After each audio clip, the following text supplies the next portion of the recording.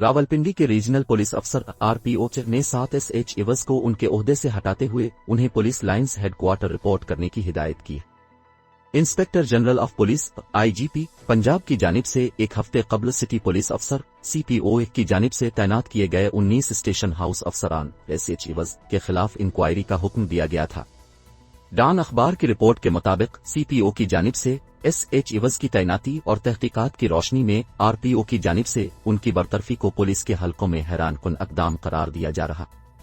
नए तैनात होने वाले सीपीओ उमर सईद मलिक ने 6 रुकनी कमेटी की सिफारिश पर तकरीबन 7 रोज कबल 19 एसएच इवज का तकर्रुर किया।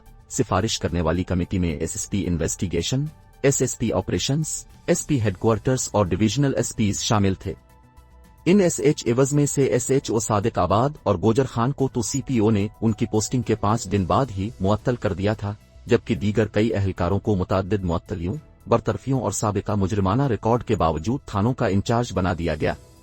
जराए का कहना है कि आईजी पंजाब सरदार अली खान को 19 एसएच इवज की तैनाती का इल्म था। उन्होंने नाराजगी का इजहार किया और additional inspector general AIG police Zulfiqar Hameed को अलग से इंक्वायरी का हुक्म दिया, जो 2 रोज कबल रावलपिंडी पहुंचे और इंक्वायरी शुरू की। इंक्वायरी के बाद आईजी पंजाब ने आरपीओ अशफाक अहमद खान को 19 में से 7 एसएच इवज को हटाने की हिदायत की। जराए का कहना है कि 7 एसएच इवज की ओहदों से बरतरफी और उनका पुलिस लाइंस हेडक्वार्टर्स में तबादला इंतजामी बुनियादों पर किया गया है, ताहम 19 एसएच इवज के मुतबादिल नामों का ऐलान होना अभी बाकी है।